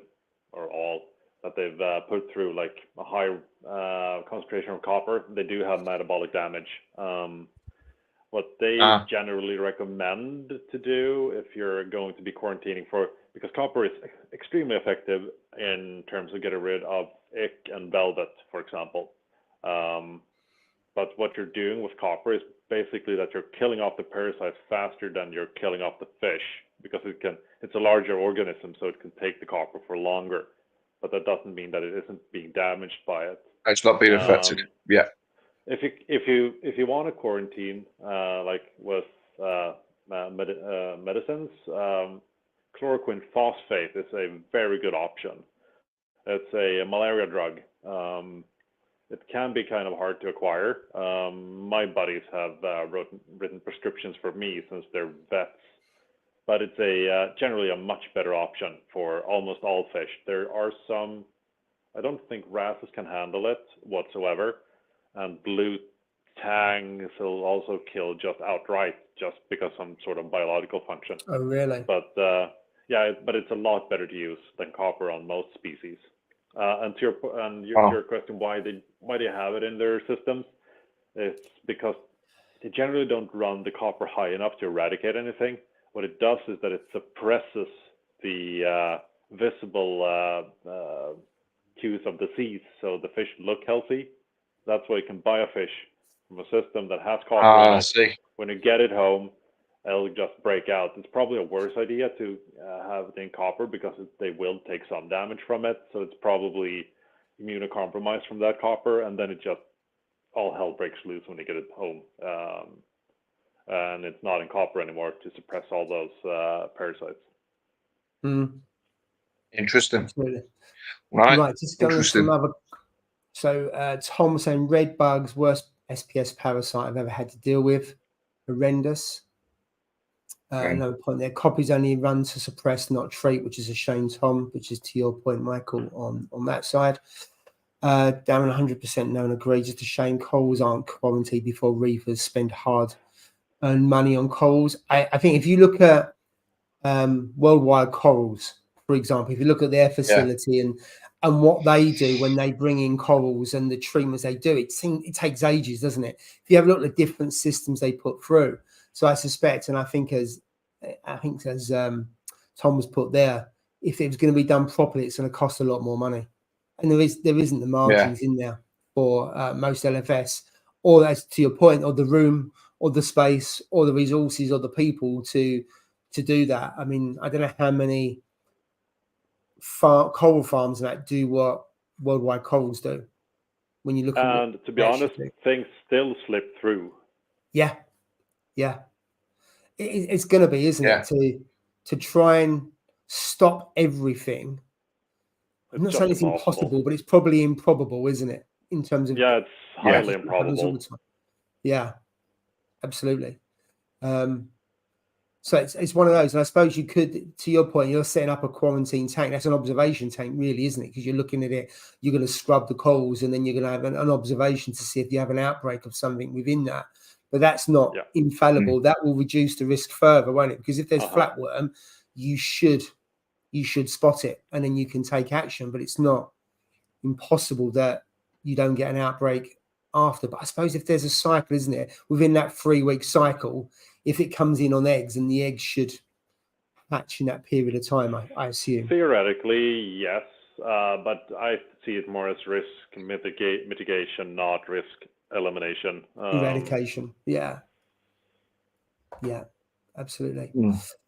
Another comment there about corals take longer than fish, I believe, Tom, months to get rid of eggs. I left my tank fallow for 100+ days when I had ick velvet. So if an LFS is doing that, it's pricey, 5 times as guess. Yeah, fair comment. Mickey Boy there, copper kills their immune system. And another one saying about copper just suppresses disease, doesn't cure it. And that's illegal in the UK. So I'm assuming one of the drugs you were talking about there, Michael, is probably illegal in the UK. I'm not too sure which one. It's probably the chloroquine phosphate, and it's probably illegal without a prescription. It's illegal to possess here as well without a prescription. So I would advise you to talk to your vet, explain to him or her what you're doing, and you could probably get what's it called? I forgot the damn word. So you could get a what's it called when a doctor writes you? Yeah, thank you. Prescription. Give us a clue. English. So when you get something like this, or you use something like this, how do you know on how much you're using? Because there's no specific manual that states this is how much you should use if it's supposed to be used for another animal or something, and you can just use it in your aquarium. So how do you go by judging how much you should put in to something like that? Do you know what I mean? I wouldn't even have a clue where to start. I go by the recommendations that I've gotten from my buddies who's doing this Right. on a professional basis. But the kind of iffy thing with chloroquine phosphate is that it's also biodegradable. So copper doesn't degrade. But this actually does break down at a much faster rate than copper, so you have to keep adding it as well, which would make it very challenging for me to use it in my current QT tank, since that's basically I'm just another reef tank. So if I would use it, for example, if I have a velvet outbreak, I just rip everything out to keep it as sterile as possible. Wow. And then use it. Wow. Jeez. Yeah, cottage put a good in there. Cost a fortune to see the vet in the UK. You're absolutely right there, mate. That's for sure. Definitely. And a prescription from a vet would then double the cost, probably. Oh, mate, it's just ridiculous cost. Take your dog and say it's got white spot. Yeah. That's one way of doing it. Yeah. Actually, the problem with chloroquine phosphate is actually a lot hard to get your hands on now as well, because some people got the bright idea that was they could use it for COVID. And I believe someone Use it for COVID. Oh, yep. God. Oh dear. And I believe there were a couple of people that died from it in the US. They got like fish medicine and chugged a bottle full of that and croaked. Wow. So Can't take anything more. It's madness. Jeez. Yeah. It's madness. Wow. So I've come to the end of the comments. So Steve, I want to ask the question we kind of discuss virtually every week. So new fish. We've got a guy below you on screen who's had a wide variety of fish. This is like a Groundhog Day. Every week we say about new fish. Yeah, I'm going to get new fish, and then you go round and round in circles. So what's your latest thinking? And can we get some advice? No. Go and get some new bloody fish. A shark? I know, mate. Yeah. You know what it is. Yeah, you know what it is for me, because it's a mixed reef and I've got a variety of obviously corals and stuff. Yeah, the fish I do want, the fish I would love to have. Yeah, I'm always wary because I know, and like every LFS store, reef safe with caution. That's what every one of them sticks on the glass, isn't it? You know what I mean? Yeah, it's reef safe but with caution, like they all say. Yeah, so it's like I'd love to have a flame angel. Yeah, but I know that they're picky with sometimes like torch corals and stuff. So I was like, right, I'm not having that because I've got this. Yeah, get it, and then get it, you wimp, get it. I have torches and I have like 5 big angels with them. Get it, you wimp. You got a bigger tank than me. Get it. You got a 1,000-liter tank. That's the difference. Flame angel, it's a tiny little thing. It'll be fine. I know. Get it. I know, mate. Honest to God, I swear to you, yeah. I'm just so undecided as to whether to get. But the good thing with it is, in my eyes, is where my torches are. That's where my clownfish are, and I know my clownfish are like they're evil. They don't care, mate. If anything goes in their territory because they lay the eggs on the glass, yeah, and it's near the torches, they're onto them. They're like Rottweilers. They're like straight onto them, and they're there, you know. So that is one fish I want. Then I've got my order for the Tamini tank, but I know that's going to go in last. So I've placed. I want a large one. I don't want a small one. I want as big as I can get it. So Becky, she's looking for one. She's on the lookout for one of them. But then I'm thinking of schooling fish. So I don't know whether to get like say 10 or 15 or whatever, yeah, a small little, like chromas that I had before, yeah. But I'd like 10 or so, or 10 or 15 of them, just small ones, yeah. So they act like a schooling fish, and I'm thinking of going that route. So add them into it, then maybe like what we just said, like say a flame angel, and then last but by all means not least is the tank. By that time, I'll have about, well, depending on the fish, probably 20 fish then in it, but only small like chromas. The chromas will be taking on the majority of them. But yeah, it's just so I'm just so undecided as to where. Plus, when you see my tank, it's just so filled out. I want them to have a bit of space, you know, where to go and be able to hide and be able to sleep, because there is a few hiding holes, there is a few caves and stuff like that. Don't get me wrong, but because the corals are just taking over, I don't want them to cross pass it. Like I said before, you know, I hate seeing anything die in my tank. I absolutely hate it. You know what I mean? Even if it's coral, I just like gutted. So, yeah, I'm so undecided. But I know what you're saying. I am a wimp in that sense of like putting fish in, and I'm thinking, because knowing my luck, I'll get the worst one you could ever have. Come down, and I'll have no torches left. Everything will be eaten. So yeah, that's my only problem. But yeah, that's the only issue really I have, is what fish I can add into my tank, because of, like I said, I put fish in, and when I put single fish in, because the clownfish are so territorial in that sense, yeah. When they add one fish, it's game over. You don't. Sometimes you see them, sometimes you don't. You know, they hide because they've been bullied, and it's just I just don't like that. Do you know what I mean? But like they said, like I've spoke to a few people. If you put a few in at the same time, then the clownfish don't know, you know, which one to go for. Then they're like, hey, hold on. Makes it So harder. I'm thinking if he had a shoal of like little small chromas, say, they're certainly not going to go after all them. It should be a good way forward, but I really don't know.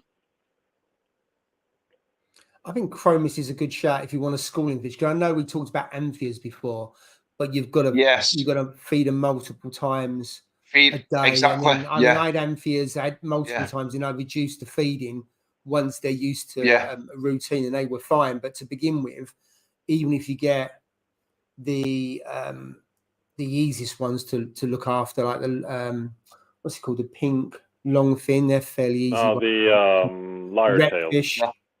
Yes, yeah, those ones are easy ones, and I was still feeding those when I first got them 4, 5, 6 times a day. Whether that was too much, I don't know, but just small feeds. And then with the wreck fish, in the end, I was feeding them once or twice a day, and they were fine. But it took months to get to that position called what they're used to. Yeah, I have an idea. It's not really colored like the flame angel, but it's a much safer bet if you're not willing to risk it. A sunburst amphias. They are very nice. Sunburst amphias. Yeah. Never thought of them. Never even seen them. I don't think, or I might have seen them, but just something I've never looked into. Are they reef safe? Reef safe with caution, or with caution?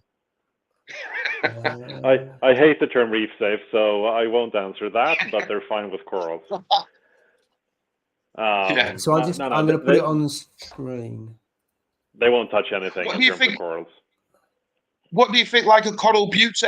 Because I do like them. Do you think they'll be the same as just the same as if I got flame angel? Yeah, just about. I mean, all the dwarfs are kind of the same. Yeah. Yeah, so that's nice. That's nice, isn't it? Even though it's got hawkfish nice, amphias, I've put it in a sunburst. So sunburst is the one with the bigger picture on the right-hand side. So that's certainly some lovely colour in the tank with those, Steve. Some colour out there, how many times a day do you think you have to feed those normal kind of amphias when you're talking about multiple feeds? I would say in multiple feeds. In my opinion, most fish should be fed multiple times a day, but that's easily accomplishable with an auto feeder or something. They live further down than like the standard amphias, so I don't think like plankton and stuff is really as prevalent down there. So they should probably be fine with little less feedings than the standard amphias. Yeah. And do they have to? Are they? Can you pair them, or do they have to be on their own, or can you have them as a shoal, or what is it? I do think you can pair them, but I know that they don't really shoal. Right. So a pair of them. Interesting. Look into them, because I need colour in my tank with fish. I need some colour. You know what I mean? That's what I'm lacking. Colour, wouldn't they? Yeah. I need some colour, because like my missus was laying on the couch there, and she was just like looking at the couch. She was looking at the tank, and she was laughing to herself, and I was like, "What are you laughing at?" And she was like, I just find it strange that all I can see at this moment, is just all coral.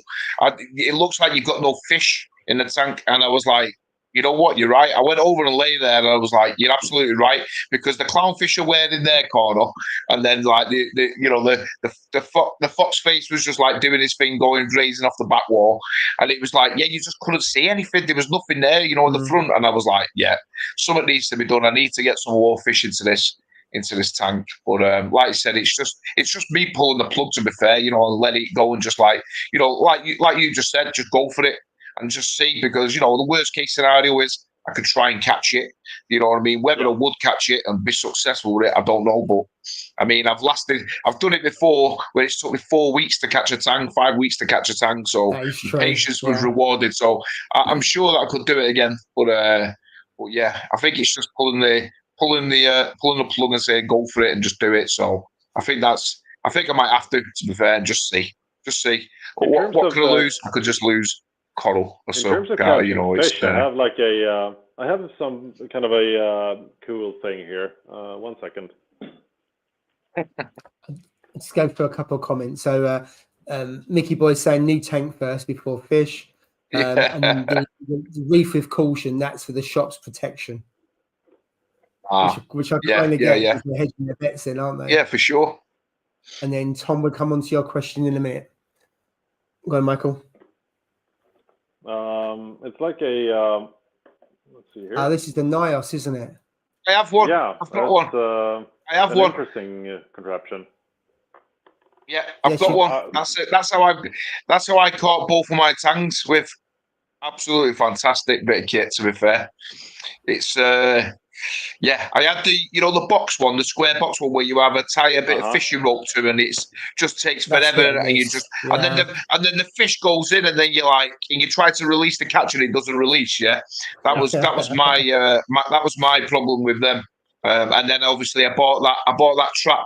Obviously, you've got to stand near it with a magnet and flick it. But I mean, I just put a bit of mice shrimp in it, and what I did was I starved my fish for about 4 days or so.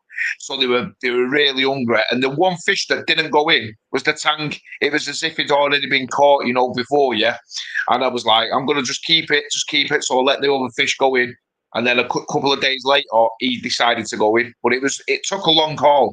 It was a good 4 weeks before he went in, before he trusted it. But the moment half of his body went in, you just take that out and it flips it up, and caught it. It was like Christmas Day when I caught him, to be fair. But yeah, they are a good. They are a good. I haven't expensive tried it yet, for what they are. Don't you think? They're expensive for what they are. Or I think it was like £70 over here. I think £65. I think they were over here. So for a fish trap, I thought it was pretty expensive, but it works. So you know what, I was willing to pay that.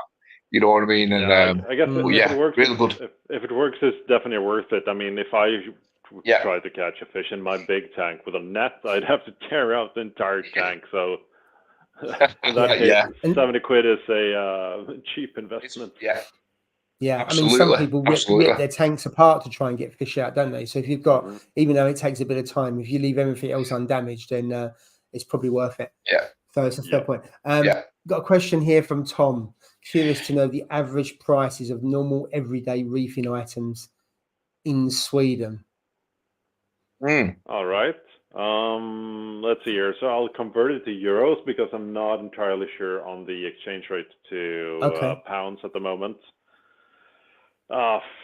Could you give me some stuff to salt? What about salt? A bucket of salt? Yes. Things like a bucket of salt. Let's say I was at the LFS today, and I was looking over that stuff.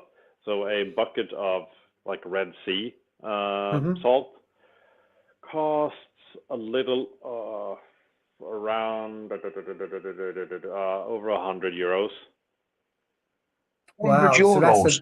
So 100 euros would be about £90, I think. 90 £90, yeah. Yeah, and the Red Sea salt, the blue bucket, I think is either £65 or £70. £70 there, yeah. I think it's about 70 quid. Yeah. 70 quid, 69.99 it is. Yeah. Is it? It was I seen it in the shop the other day, yeah. The blue bucket. 70 quid. So that's a bit different. Wow. So, right. What else? What about in like, say, for instance, what about like, say, in terms of corals and stuff like that? You know, like, do you reckon they range all the same, or like how much is like, say, a torch over there, like say a gold torch, say for instance, over there? I guess a gold torch, a standard gold torch, let's say a Hellfire or something like that. Yeah. They go for around 250 euros a head. How much? 250 euros. 250. Oh my, yeah, that's more expensive than over here. That's what, about way expensive. 210, That's 220. 210. Yeah. That's way more expensive than over there. The price of gold torches in the UK have come down significantly. Down, yeah. If you just like so the LFS that I go to, talking about a bulk standard, so not a Hellfire, just a bulk gold, really nice looking, but a gold, so it's not badged, just as a gold torch. You are talking about £100 now for a head, which I mean they've come down substantially. Even if you look at people selling the ones with names, they are Holy Grails, a lot mate, cheaper than for 100. Yeah. Holy Grails are going for £150 a head.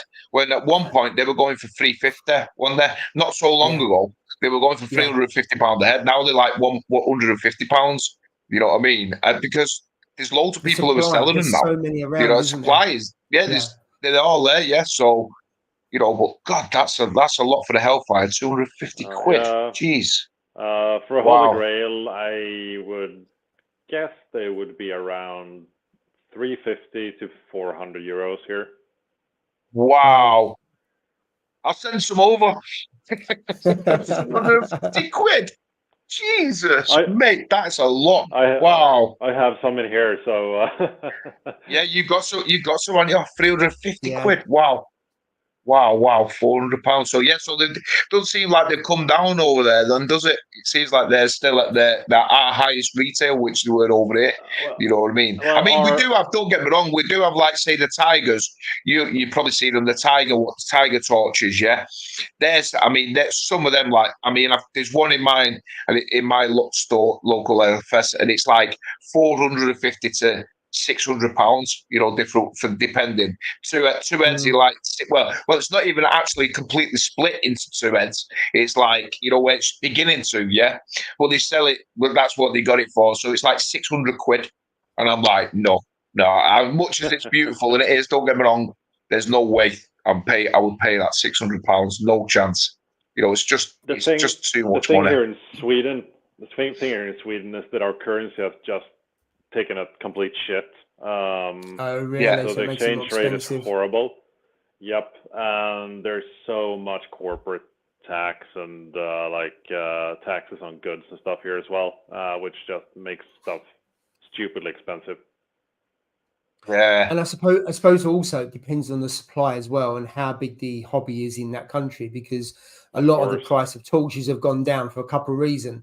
One, because a lot of people have left the hobby because of cost of living, electricity prices, but also there's just a lot more supply there. Now, whether that's because people left the hobby, is probably a combination of two. Whereas you go back, the demand was higher. There wasn't as many as the Holy Grails around, so therefore the demand was high. Therefore, people could put the price up. And it's just the opposite now. There's loads more frags out there, and people can't shift them, so the price comes down, doesn't it? But when you've got LFS that are cheaper than private sellers, I find on torches, just your kind of really nice ones, like your bright greens and your gold torches, you know that the market is too high, certainly for private sellers. So I think they're quite, when I say reasonable compared to a few years ago, definitely not, but the price of torches are certainly, I think, more reasonable now than they were 18 months ago, because we used to talk all the time, didn't we, about the price of this has gone up. Have you seen the price of that one? And the price was just going up and up and up for all the new names and everything else. It's the names of it. When somebody names it something, it just seems like it doubles in price. Because of a name that somebody's named something. Absolutely. It's just insane. You know what I mean? But going on to that, like, obviously, like you just said, like, obviously, cost has gone up and stuff. So if, for instance, like, like say Hannah checkers, like the reagents for them and stuff like that, and the Hannah checkers themselves, are they more? How much are them priced over there? Are they like in the region of €100 or something like that? Then for a Hannah checker, I think the actual checker is probably around €85, 80 to 85. I'm not sure. I so mean, this, and I can't really. Is that a similar haven't price? Really Is it? reflected. I haven't 65, really reflected 65 over there. Yeah, I haven't reflected over the reagents. I mean, they're not terribly expensive, and I test phosphates. I have one Hannah checker, or I have two. I have a KH checker as well, but I test my phosphates like every 3 weeks or something, so it's not a big issue. No. Yeah, I mean, like the new. I was reading up on the new tester from Reef Factory, the new figure one, and we're talking about tests, like in that sense, and you saying that they're not that there for tests, but like over there for a pack of the reagents, they're actually, for the nitrate ones and the phosphates, they're £25 for the pack. Do you know what I mean? So it works out at £1 a test. When you're working it. But like you said, if you're working it, if you're only testing once every 3 weeks or 4 weeks, then it's not that bad. It's not that bad. You know what I mean? A pack's going to last you a hell of a long time. It's going to last you close to 2 years or so at that rate. But like when I was reading up on the test for the new smart tester from Reef Factory, they were saying that it was like 160 tests. You know what I mean, for that, which works out at £22 £22 for the reagent. Yeah, so and it can do 160 tests. Yeah, do you know what I mean? So I'm thinking, well, that's like pennies, isn't it? For the test. Like a normal testing, and the good thing, and the good thing is you don't even have to do it yourself. So you know what I mean? You just set it on the machine and it does it itself. So in terms of that, I mean, I'm still undecided as to whether I will get one. I think I will probably get the second version, after this one's gone, because I've had bad trouble with them. Yeah, the Gen 2. I think I'll get the Gen 2. I'll see how this one goes, and I'll probably hit the button to buy a Gen 2 one. But yeah, for sure. In terms of like local differences in markets, do you guys have the NIOS tanks in the UK? Well, yes. I don't see many of them, to be fair. See, you don't see them very often. So again, no, the LFS I use have got one on display, but you don't. I mean, NIOS outside the skimmers are not a massive brand in the UK. I don't think. I mean, I've got 2 NIOS skimmers because I think they're fantastic skimmers, and I've had them for years. The tanks don't seem to have taken off in the UK. I don't know why. I don't know if it's because LFS don't stock them, or they're they're expensive compared to maybe a Red Sea or a DD tank. So you don't see many of them about. Certainly if you look across Instagram or forums in the UK, very few people have the NIOS tank. I do see a lot of people. I do see a lot of people using the products though, in terms of like the test kits and stuff like that. They have a lot of the test kits, and then they have like the phosphates and stuff like all the reagents and stuff. I have seen a lot of people using that gear, but I echo your thing on like the tanks. I've seen one of them. And I love the design where where you don't see the sand. I think that's great. Where the stand is above. It's higher. Sinks a bit, the doors, and it sinks into it. I love that aspect of it. You know what I mean? The one thing is the way. The way like on yours, it's not in the tank and going onto your video where you were saying it takes up real estate, and I totally get that. With it, for sure. But yeah, you don't see. Yeah, it's one of those ones where you don't see many of them people posted up in the UK about like having them. A lot of them, like you said, it's the base, it's the things, it's the Red Seas and it. The D&Ds, and stuff like. You see, everybody seems to have them. But yeah, it's a shame, really, to be fair, because like Paul said, the skimmers and all that, you can't fault the skimmers and things like that. I think they're top quality. The amount of bubbles, you can't. In there. I didn't realize that NIOS is owned by White Coals. Yeah, it is. Out of Germany, because I've heard of White Coals. You see, not so much now, because obviously with Brexit, we can't import corals from Europe unless you've got CITES and all the paperwork. But I didn't realize that they own them. And there was a video, I watched a video yesterday when there was a tour of their facility, and they've been, how they started from the 80s. and their facilities over, the retail facilities over 3 floors, and they've got the coral floor, the coral farm on the top floor. And then they said about the kit, and I didn't make the connection between NIOS on them, so that was an interesting one to know. Yeah. That as a Yeah. LFS, they started off making the kits and everything. One thing I do want to go on to quickly before we run out of time, is this rock what you've got in your tank? Yeah, it's something like, it just seemed like it was out of like, oh God, out of the future. This rock that you've got in your tank, like this coral rock, is it, or something like that? Is it called coral rock or something like that? Yeah, explain a little bit more about this, because when I was seeing it, at first I thought it was like some prototype thing, but then when you did your scape, it just looks brilliant. To be fair, I love the concept, of it. So explain a bit, because some of the people might not have seen it. Yeah, just one thing because I really want to. When I was looking for a tank, because I really don't get this, and not just in terms of NIOS, when no one does the external overflow. I mean, there's not a single retailer that I know, apart from the Opus, that has an external overflow on a reef-ready tank.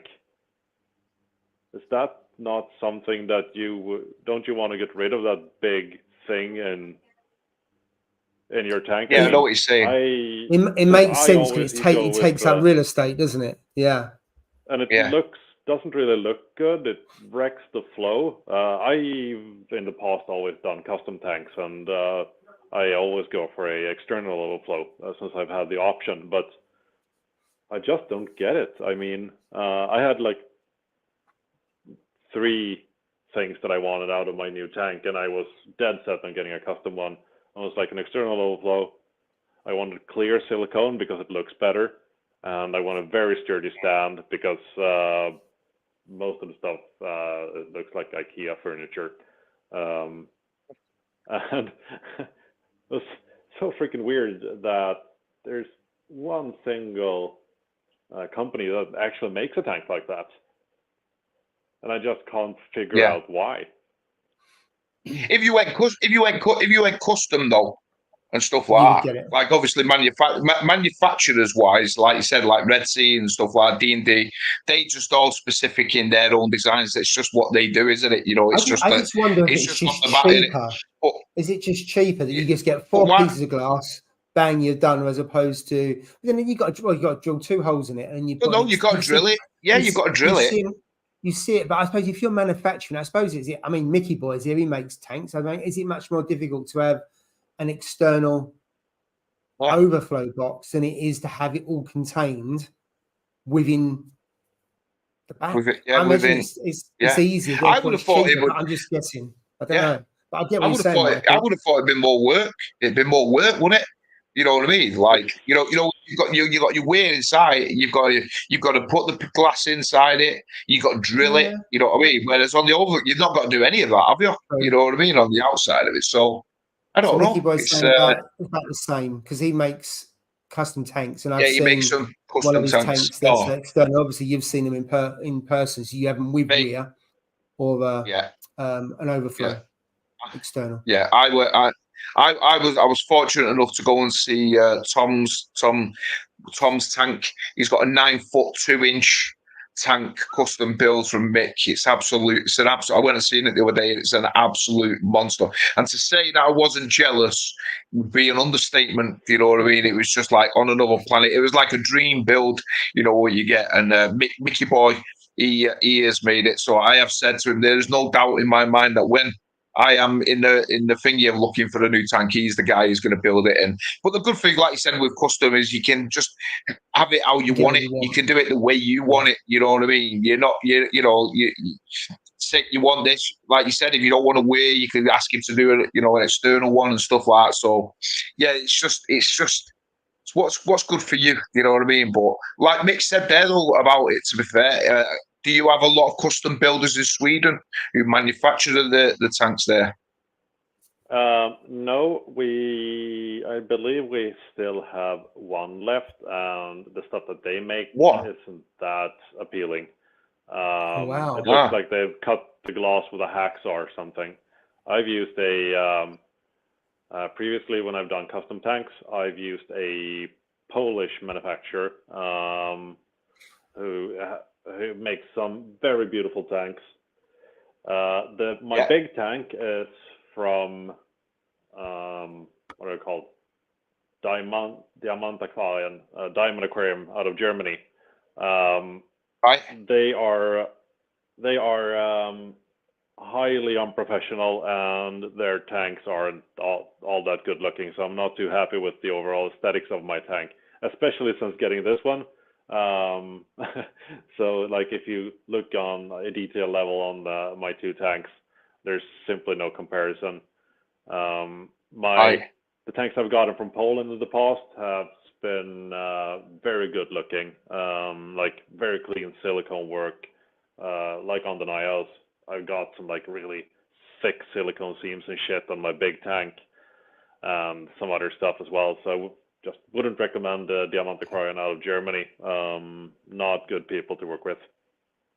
Really? So we're quite lucky because I mean we have got a number of custom companies that we go. I mean, I would say they're 10 a penny, aren't they, Mickey boy?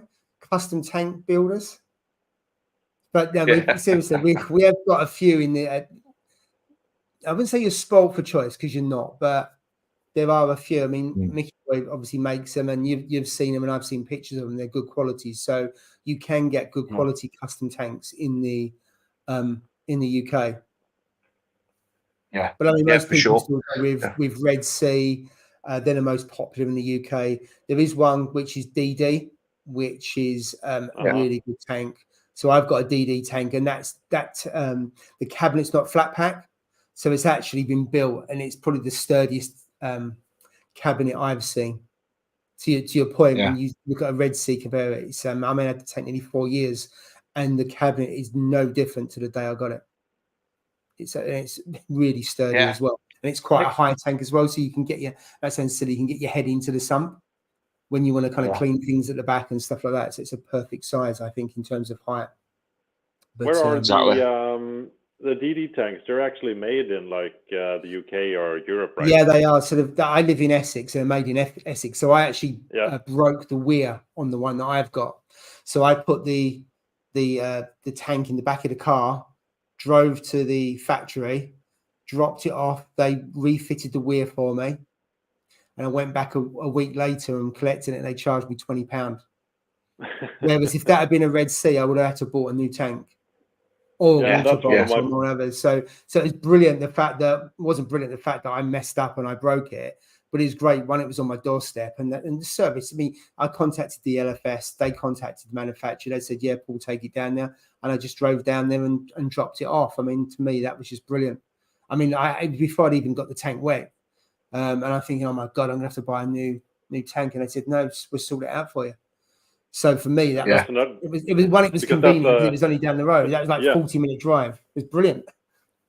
Well, that's a pet peeve of mine as well. I mean, all the ones that are like cornered the market in terms of reef-ready tanks, they're all made in freaking China. So like come on, guys, buy some stuff that's made in Europe. It's better. Yeah, that's it. Yeah, I got to say, this Red Sea tank is a lot better. The quality on this one. So I've got a Gen 1 and I've got this, which is the Gen 2. This is a massive step up in terms of the quality of the build of the cabinet and also the glass and everything else. So I'm quite impressed. It's not as good as a DD. I said a DD is still a better quality build, tank and cabinet, but this is a significant step up from the Gen 1. So I've got a 170 and I've got this one. And this one is a lot better. I've got two buddies who has the 900, I think they're called, right? Yeah, they're both Gen 2s, and they've both burst at the seams. Oh, really? Wow. Oh, wow. That's the new ones. They've got all the additional plastic, isn't it, that goes around the seams to protect the silicon and everything else. Wow. Yeah. So, wow. I mean, if I was going big, I'd go custom. Stuff.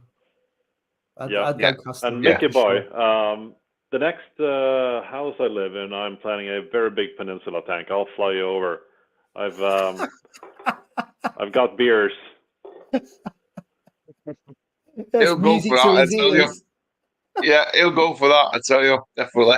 Honest to God, it's. So I'm not just saying it. I'm not just saying it. Yeah, honest to God, like I've seen him. I've seen a few. What, 3 of his tanks now? 2. No, sorry, 2 of his tanks, and they just absolutely. They are class. They just. You could the quality of the glass is just like so clear, mate. Looks like you're not looking. If you covered your hand, you would. It looks like you're just seeing fresh. You know, like there's nothing there. It's just that clear. The glass. It's just absolutely fun. They're just brilliant tanks. And like what's he called? It'll be on your doorstep tomorrow. It'll be on your doorstep for sure. Definitely. Looks like I said, I don't think I can swing another tank at this moment. I think the wife will kill me. I just got this one, so. Oh, that's another thing. Yeah. That's another thing. I have OptiWhite glass on, or supposedly OptiWhite glass on both my tanks. If I look down the tank to my left, the big one, yeah, it's a lot freaking greener than this one. Should be. Yeah. So there's something fishy going on with this one. They've probably used some sort of low iron glass, but it's sure as hell is OptiWhite glass. Yeah. Oh, exactly. But jumping into the aquascape that you wanted to talk about, Steve. Yeah, we're just at 10 o'clock, but we'll run for another 5 minutes because I know we've got to talk about his aquascape and then we'll go. Absolutely. Yeah, we've got definitely got to talk about that. So, do you have any questions? Like, what is it? Because I've never even heard of it. This coral interlocking, it's something like, how can I put it? It's something like there's nothing else on the market. It's like a jigsaw. That's exactly what it's like. Yeah. It's just nothing. There's nothing on the market like it. So it's just like, where does it cut? Is it specific? Where is it actually made? You know, and stuff like that. Because I've never seen any. I don't think we can get it over here. You can. My LFS is actually the distributor of this stuff, and they can send it worldwide. I see. I actually have some stuff left over from my build. Here, let's see here. I can fish it out. So it's made here in Sweden. It's from a guy. I think he also grows coral, like commercially. But he started doing this stuff like 4 years ago or something. So it's all based around. Let's see here. Oops, drop that thing. So every single rock has a bunch of different holes in them. And this thing slots into the holes. And when you twist them, it locks them together. So you can build, I'm pretty shit at designing aquascapes. So it's very easy to build stuff. And you can just take it apart like a year or two down the line if you want to rearrange your aquascape or something like that. So you could add pieces onto it, couldn't you? You know, like if you wanted to extend it, you could just buy another piece and just lock it onto it, couldn't you? Wow, exactly. That's really good. That's a good. One very smart thing is that they have different coral holders as well. They have, let's see here, they have like this stuff for this is for SPS. Oh, I see. So you can put your flags. Yeah. Got you. So you can exactly the same methodology. You can just twist one of these in place in one of the holes. Just lock them in. You can easily remove the coral for fragging or something like that. But what's it called, Michael? What's it called? Coral rock. Coral rock. It is coral rock. Coral rock. Coral rock. Coral rock. Yeah. What impressed me the most were these things. These things are made for like LPS. So they have like a little vise here. So you see this thing? Yeah. You put your coral in here. Yeah. And then you this thing, which locks it in Oh, place. so it holds it in place. Got you. Wow, that's really good. Yeah, so that's pretty darn So in smart. terms of cost of this, I'm assuming that these are these quite expensive compared to like say, for instance, Carib Sea rock and things like that? I'm assuming it'll be a lot more expensive. Honestly, it's not horrible. I can't really remember off the top of my head what it costs, but I mean, in terms of setting up a reef tank, it's the extra cost is like negligible. Really It's not much, yeah. that. Wow, that's really good. I get a feeling Mickey Boy will be in touch to get some more details from you, because I'm looking to shoot something. Yeah. But if you want some of that stuff, my LFS, he actually just took over distribution from it like 2 days ago or something. Okay. Had no clue. Wow. But they're called Aquariatech, and he told me that they can ship worldwide if someone wants stuff. So yeah, get in touch with Mickey. I can probably put you in touch with them. Shouldn't be an issue. Oh, fantastic. Yeah, definitely. Right, we have run out of time. So thanks, Steve. Thanks, Michael, for being our guest for the second time. Brilliant, really informative, great conversation. Always. About the new rock, Absolutely. or quarantine, or Absolutely. fish or tanks, or everything else. And thank you, everyone, for the comments and for watching. Now, we're not on next week because I'm not around, and Jay's still off. But then the week after next, I think Jay's back on, and there'll be the three of us. So thank you, everyone, and thank you for everyone's contribution. Have a great weekend. So have a great weekend. One, so God bless. Take care. Cheers. Cheers. Cheers.